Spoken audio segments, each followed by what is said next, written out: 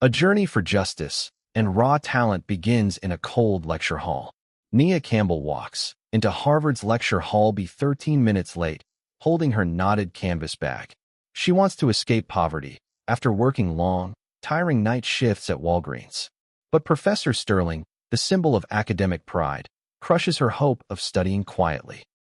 Sterling stops her and writes an unsolvable cryptography equation on the board to mock her poor background in front of 147 students. This clash starts a dramatic chain of obstacles, from legal charges to isolation by the school board. Who will stand up to prove her algorithm is unique? Can Nia win back her honor and enter the Supreme Research Lab? 3 nights before, that morning, Nia's life looked nothing like a Harvard dream. She stood under a row of buzzing fluorescent lights at a Walgreens store in Roxbury. The lights flickered every few seconds. They looked like tired eyes trying to stay open. Her fingers moved fast across a stack of invoice papers. She counted the numbers in her head before the barcode scanner even finished beeping. 1 box of cold medicine, then another, then 12 more boxes stacked in a crooked tower beside her. The store smelled like bleach and old carpet. That smell clung to her skin. It mixed with the cheap lavender soap she used every morning at home. Her hands were dry and cracked from cleaning chemicals.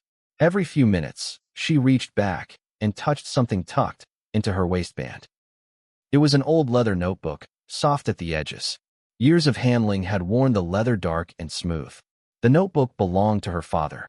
He taught high school math before he passed away when Nia was 12. He used to sit with her at the kitchen table every evening. He would tap his pencil twice before starting any new problem, like a small ritual just for the two of them. Numbers don't care who your parents are, he told her once. They only care if you're honest with them. He never had money, but he had numbers, and numbers never lied to him. She remembered one winter night under a broken streetlight outside their apartment. Her father drew a triangle in the frost on the car window with one finger. "See how it balances?" he said, smiling. "Everything true has balance, even when nobody else can see it." She had held onto that memory for years, long after the streetlight and the car and her father were all gone. Her mother kept his old reading glasses in a small box by her bed. Sometimes Nia held them just to feel closer to him, even for a moment. She never cried about it in front of anyone. She saved that feeling for quiet nights, alone with the notebook and a single lamp. Inside those pages were rows of strange equations. Some looked like puzzles. Some looked like secrets waiting to be solved. Nia had spent years adding her own ideas to those pages. She did it quietly, late at night, long after her shift ended. At home, a folded hospital bill sat on the kitchen counter. It listed a balance of $8,450.15. Her mother's heart had grown weak. Doctors said she needed constant care. That kind of care cost more money than Nia's paycheck could ever cover. So Nia worked nights. She studied during the day, in stolen hours between naps and hospital visits. Her eyes were red almost every single morning. Sleep had become a luxury she rarely allowed herself. She rode the early bus to campus, with her forehead pressed against the cold window glass. Streetlights blurred past like slow, orange ghosts. Other passengers dozed in their seats, lunch bags balanced on their knees. Nia used the quiet ride to run numbers in her head, turning bus stop counts into small mental puzzles. It was a habit she never explained to anyone. It kept her mind sharp, even on 3 hours of sleep. She never told anyone at school about the notebook. She never told anyone she solved number puzzles for fun. She did it sitting on a milk crate in the store's back room. To the world, she was just a tired transfer student. She came from a community college nobody had heard of. But quietly, without anyone watching, Nia Campbell had become something bigger than her uniform suggested. Would any of that secret strength protect her once she stepped inside a room built for people born standing at the finish line? That question would be answered the very next morning, inside Lecture Hall B. The room was old and grand. Tall windows lined the walls beside a heavy mahogany podium. Cold morning light poured across rows of polished wooden seats. The air smelled faintly of old wood polish and fresh coffee from expensive paper cups. Professor Alastair Sterling stood at the chalkboard, writing a long, twisting equation. It touched on the P versus NP problem. Many experts called it unsolvable inside a normal classroom. He built the trap on purpose. He hit a wrong turn deep inside the steps. Sterling had run this department for 18 years. He came from an old Boston family, the kind with a street named after them downtown. He believed, deep down, that brilliance belonged to people with the right last name. His office down the hall held 3 published textbooks, each one bound in dark green leather with gold lettering. Every visitor noticed them within seconds of walking in. Fewer people noticed how nervous Sterling had grown lately. Budget reviews loomed at the end of the semester, and his research output had quietly stalled for 2 full years. Then the heavy door creaked open. Nia stepped inside 13 minutes late. Her worn sneakers scraped softly against the wood floor. Sterling stopped writing midline. His eyes moved slowly down her denim jacket. It was torn slightly at the collar. A ripple of laughter rolled through the room. 147 students turned their heads to look. A boy near the front leaned over to his friend. "Wrong building," he whispered, loud enough for others to hear. Sterling did not raise his voice. He didn't need to. His words carried the full weight of the university behind them. "If you cannot write the first step of this equation," he said, "you will sign the withdrawal form I've already prepared." He tapped a single sheet of paper resting on his desk. This was not just a math test. This was a public trial. It was built to remind everyone exactly where Nia belonged. Heat rushed up Nia's neck and settled behind her ears. Her breath grew short and shallow, though she tried hard to hide it. Somewhere behind her, a girl in a cream-colored sweater whispered something sharp to her friend. A phone camera lifted, ready to record. Nia's whole plan, her one chance to change her family's future, suddenly felt like it was slipping through her fingers. Could a girl, who never set foot inside an elite prep school, challenge one of the top cryptography minds in the country? Nia froze near the doorway. She stared at the blank withdrawal form sitting under the classroom lights. Her mother's voice echoed suddenly in her mind. "Don't draw attention to rich people," her mother had warned her once. "They can crush you with a single phone call." Nia took one slow step backward. Her palm grew damp against the rough canvas strap of her bag. Someone in the front row lifted a phone higher, ready to film her walking away in defeat. She turned her body toward the door. 20 more steps, and she would be back on a bus, heading toward her night shift. Safe. Forgotten. Small again. Her throat tightened, like a hand had wrapped around it from the inside. Words refused to come, even if she wanted them. Cold morning sunlight cut across the tall windows. It made her face look pale and small against the wood paneling. Right as she reached for the door handle, something small and unexpected shifted the entire moment. An older woman sitting quietly in the last row dropped a metal pen. It struck the wood floor with a sharp, ringing sound. Nia turned instinctively, the way anyone would. She bent down and picked up the pen before the woman could even move. The woman looked calm and dressed simply, but her eyes held a quiet kind of authority most people never carry. She studied Nia closely, almost like she already knew something no one else in that room understood. "Symmetry is just an illusion for lazy minds," the woman said softly. "You already know that, don't you?" The words hit something deep inside Nia's chest. They matched, almost exactly, a line written on page 87 of her father's notebook. For a second, the fear inside her did not vanish. It simply changed shape. It turned into something sharper and steadier. Her name was Dr. Evelyn Mercer, though Nia did not know that yet. She was quietly observing the class, as an outside reviewer for a research funding board. With that single sentence, something clicked into place inside Nia's mind. It felt like a lock finally finding its key. Dr. Mercer had spent 30 years studying broken codes nobody else could crack. She rarely visited classrooms anymore, but something about this semester's funding review had pulled her back into one. She often said the smartest people in a room were rarely the ones speaking the loudest. She turned away from the door. Now the true test was about to begin. Neither Sterling nor the watching crowd knew what was coming next. Nia walked straight to the front of the room. Her worn sneakers tapped a slow, steady rhythm against the wood floor. The room fell completely silent. Even the whispering stopped. Sterling raised one eyebrow, clearly amused.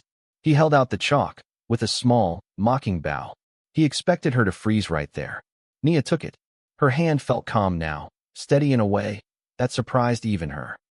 She ignored the method written on the board. Instead, she used a different system. It came from her father's reversed logic, buried deep inside his old notebook. Chalk moved fast across the surface. White dust drifted down in small clouds, catching the morning light. Line by line, strange symbols filled the board. They curved and folded back on themselves like a river changing direction. For 9 minutes and 43 seconds, she filled board after board with symbols. Most people in that room had never studied them before. The final line closed with a solution so clean it looked almost like a magic trick. Near the front row, a boy named Chase leaned forward without meaning to. His pen stopped moving across his notebook. A girl 2 seats over covered her mouth with one hand, her eyes wide and fixed on the board. The room held its breath for one long, heavy second. Then Sterling's confident smile cracked at the edges. His face turned red, then tight with something colder than embarrassment. "This is classified work," he snapped. "This is a national security algorithm. You couldn't have solved this. You must have stolen it from my computer." Gasps rippled through the crowd. A phone camera zoomed in even closer, capturing every second. Marcus Vance, Sterling's loyal teaching assistant, jumped up from his seat near the front. He grabbed Nia's backpack and searched through it in front of everyone. Papers spilled onto the floor. A small pencil rolled under a desk. He pulled out the old leather notebook and held it high, like a hunter showing off a prize. "Here," Marcus said loudly. "This is where she copied everything from." Nia's stomach dropped sharply. That notebook carried every piece of her father she had left in the world. Within the hour, campus security walked Nia out of the building. She was suspended immediately, pending a full investigation into academic theft. Nia stood outside the science center for a long moment, the autumn wind pulling at her jacket. Students walked past her, without a second glance, as if nothing had happened at all. She pressed her palm flat against the cold brick wall, steadying herself before walking toward the bus stop. If a system this powerful had already decided she was guilty, how could one tired student from Roxbury fight back? Later that same day, Nia sat alone in a quiet corner of the library, staring at nothing. The library smelled like old paper and floor wax, calm and steady compared to the chaos of that morning. A soft knock came at the small study room door. A thin young man stood there, holding 2 paper cups of coffee. His name was Leo. He worked in the school's IT department.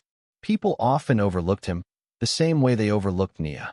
"I saw what happened in that hearing room," Leo said quietly, sliding 1 cup across the table. "I don't believe you stole anything. I can check the security logs," he added. "I can prove you were never near his office." Nia looked up slowly.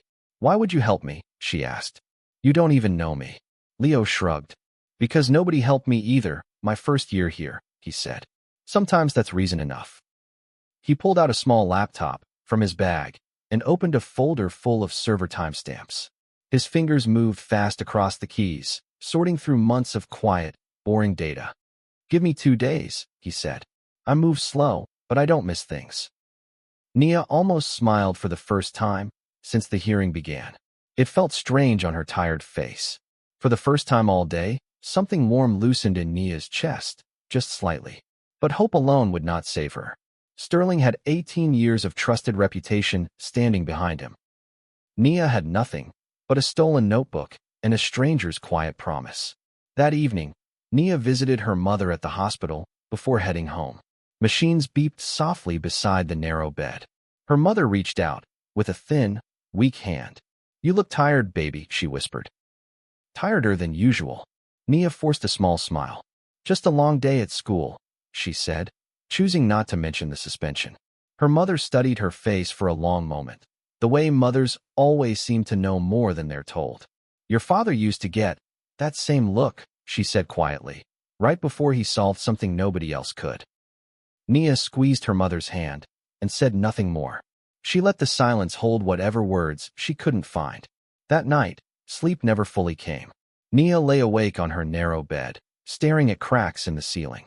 She thought about the withdrawal form still sitting somewhere in Sterling's office.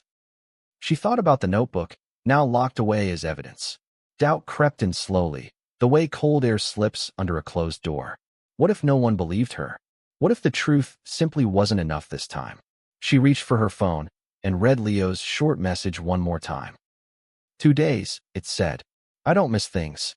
She held onto those 4 words until her eyes finally grew heavy.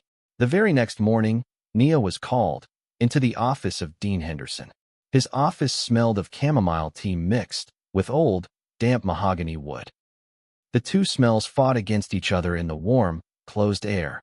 He offered her a cup of warm tea, his voice smooth and pleasant, almost fatherly. If you sign this confession, Henderson said, sliding a single paper across his polished desk, the school will handle everything quietly. No police, no public record. Nia stared down at the paper. Signing it meant admitting to a crime she never committed. It meant giving up her father's legacy without ever putting up a real fight. She had not eaten anything since the morning before. Her whole body felt cold, and her hands trembled slightly against the warm teacup. The clock on the wall ticked loudly in the silence between them. But her voice came out steady. No, she said. I won't sign that. You understand what refusing means, Henderson said, leaning back in his leather chair. A public hearing, reporters, permanent records. Are you prepared for all of that? Nia's hands were still shaking, but her voice held firm. I'm prepared to tell the truth, she said. That's all I have left anyway. Henderson's smile faded slightly. That's a mistake, he said quietly, before waving her out of the room. Meanwhile, inside his private office, Sterling flipped eagerly through page after page of the leather notebook. His hands trembled with quiet excitement. He recognized the value instantly. These equations were years ahead of anything published anywhere in the field. If he could claim this work, it might save his shaky position as department chair. Whispers of budget cuts had followed him for months. Sterling lifted his phone and began photographing every page. He planned to submit the work under his own name. He would send it to a national security research board the very next morning. He picked up his office phone and dialed an old contact from a government research office in Washington.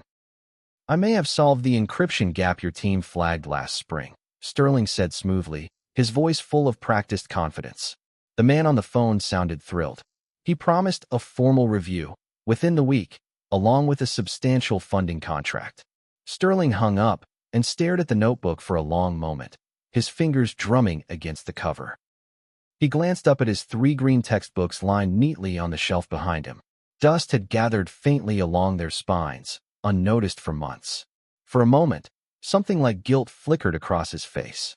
Then he pushed the feeling aside. Great men build on the work of others, he muttered to himself. History forgets the names underneath. He closed the notebook and locked it inside his desk drawer, satisfied with his own quiet logic. Marcus knocked once and stepped inside. Should I prepare the transfer paperwork, Professor? He asked. Do it quietly, Sterling replied, not looking up from the pages. This changes everything for both of us. Marcus hesitated near the door. Like the Delgado kid 2 years ago, he asked quietly. Or the girl from the community program? Sterling did not look up. This department runs on results, he said flatly. Nobody remembers who found them first. Marcus nodded slowly and left without another word, closing the door behind him with a soft, careful click. He never imagined that a small hallway camera, one he personally approved himself, was quietly recording every second of it. 2 days later, the disciplinary hearing began inside a small, closed conference room. Long fluorescent lights buzzed overhead, casting a flat, cold glow across the polished table. Sterling presented what looked like solid digital evidence. A server log showed an IP address from the Walgreens store, the very place where Nia worked. That address had supposedly accessed his private files at 3:14 in the morning on October 12th. Nia sat alone at the center of the room, her hands folded tightly in her lap. Her phone buzzed quietly inside her jacket pocket. A message from the hospital said her mother's special care would stop. Unless $1,500 arrived by 5 o'clock that same afternoon, the care would end completely. The full weight of everything pressed down on her chest at once, heavy and cold. Sterling smiled, calm and confident, certain the battle was already won. He asked the board to sign her expulsion papers. He asked them to forward her case straight to local police. There is nothing left to discuss, Sterling said, folding his hands neatly on the table. The evidence speaks for itself. A board member named Professor Whitfield leaned forward slightly. Miss Campbell, do you have anything to say before we vote? He asked. Marcus sat beside Sterling, nodding along with every claim, though his eyes stayed fixed on the table instead of on Nia. Dr. Mercer cleared her throat before anyone could respond further. Before this vote proceeds, she said calmly, I'd like the board to know exactly who I am. She explained her role at Caltech, her work with national research funding, and her long history reviewing exactly this kind of cryptography claim. The room grew quieter with every word she spoke. Nia's voice cracked when she finally spoke.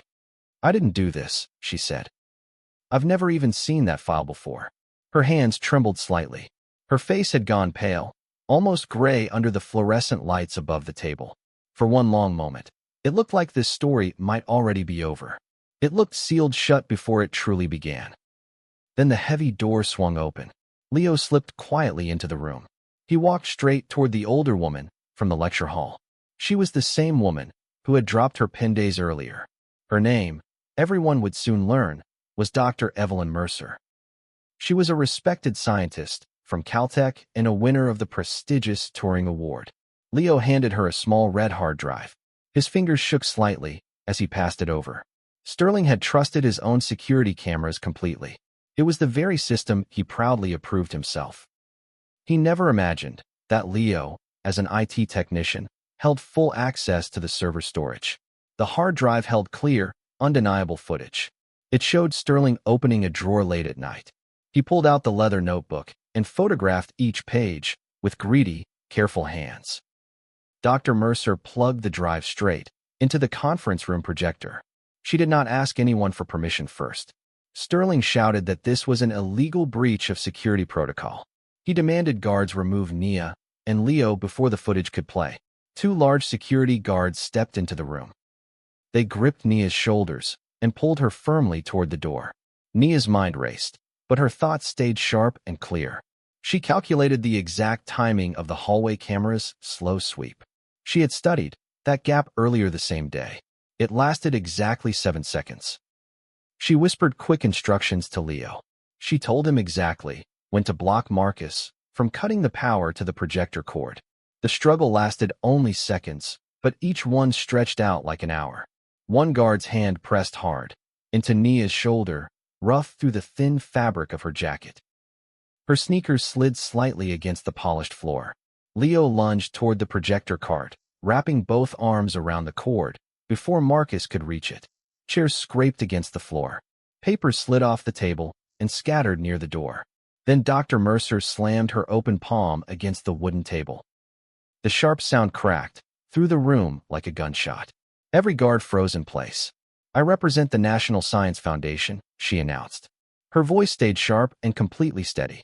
I have full authority to review any material connected to this research, she said. She reconnected the drive herself.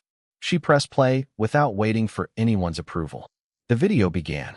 Every person in that room watched in total silence. Sterling's own greed played out clearly on the screen above them. No one in the room moved. Even Marcus stood frozen near the wall, his hand still on the projector cable.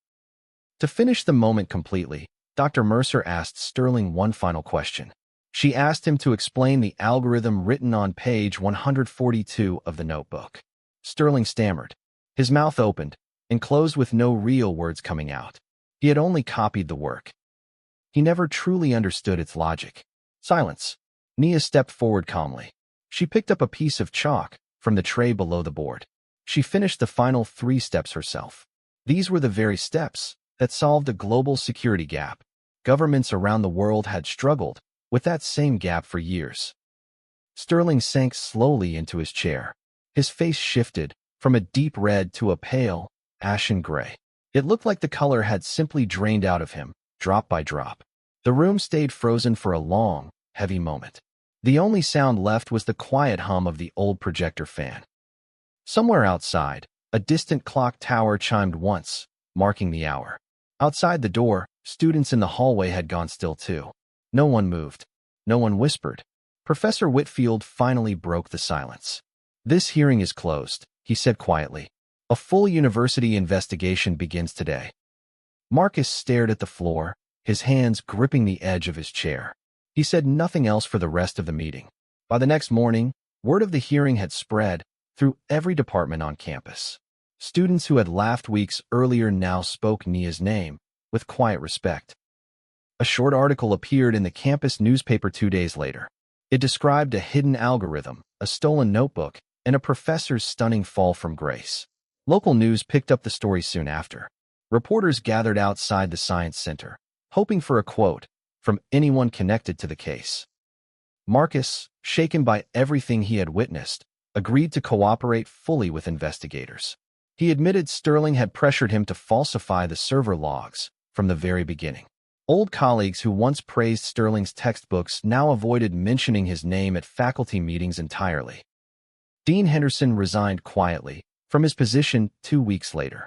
The university cited a full review of his handling of student conduct cases. He never spoke publicly about the tea he once offered Nia or the confession he had asked her to sign. After the storm settled, the full truth finally stood in the light for everyone to see. The disciplinary board reversed Nia's suspension that same afternoon. They seized every one of Sterling's research files. A deeper investigation began into years of stolen student work Sterling had claimed as his own. Dr. Mercer personally returned the leather notebook to Nia. All 153 pages remained completely intact. Nia held the notebook against her chest for a long moment, her eyes closed, before saying a quiet thank you. Dr. Mercer placed a hand gently on her shoulder. "Your father would be proud," she said. "Whoever taught you to think this way understood something rare." Nia nodded, unable to speak for a moment. The words landed somewhere deep, somewhere she had guarded for years. Along with the notebook came something Nia had never dared to imagine. An offer arrived for a special research position inside Caltech's cryptography lab. It came with an initial research grant of $75,000. The letter arrived on thick cream paper, sealed with a small embossed stamp. Nia read it 3 times before she believed the numbers were real. Her hands trembled again, but this time from something warm instead of fear. Sterling, meanwhile, stood before a criminal court just weeks later. Prosecutors charged him with theft of intellectual property and fraud against a federal research program. He sat quietly at the defense table, his 3 published textbooks no longer mentioned by anyone in the room. Reporters filled the back rows, scribbling notes as the charges were read aloud. Sterling kept his eyes forward, refusing to look at anyone directly. The judge set a trial date for early spring, and Sterling was released on strict conditions until then. Nia's very first act with that money was simple and quiet.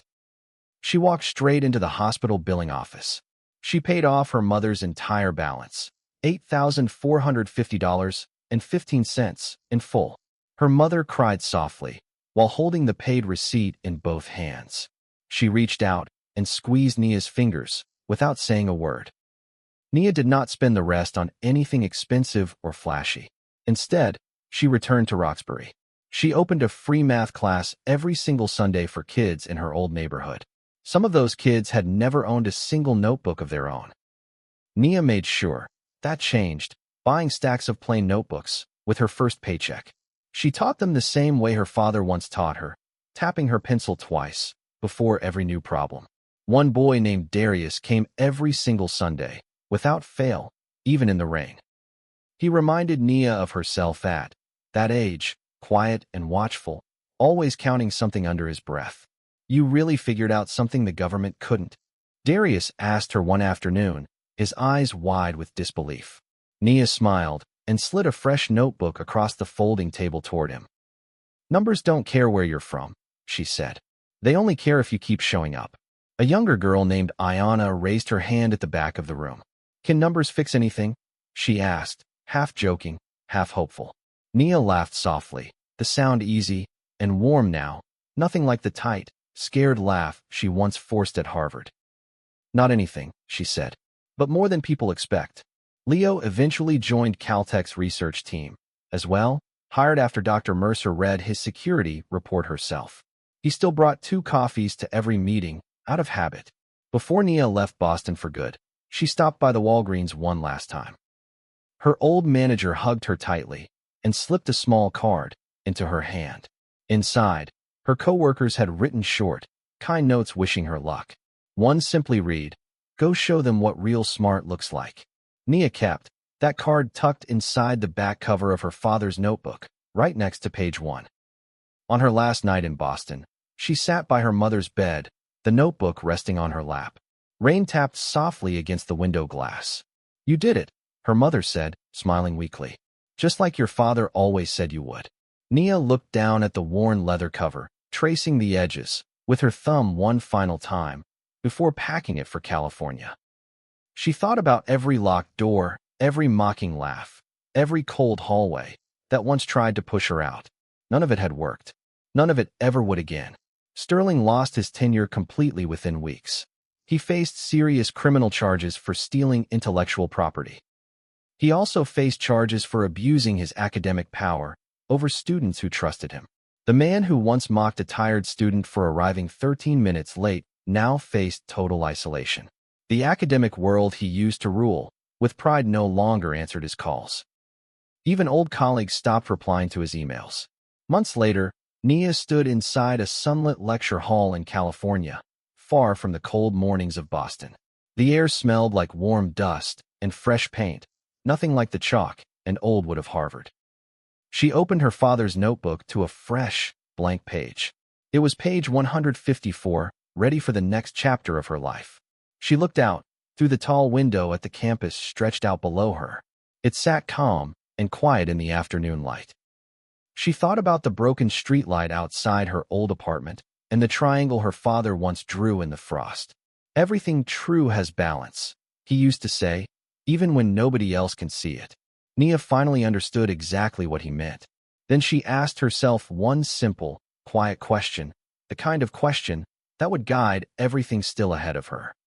What is the real limit of a free and unstoppable mind?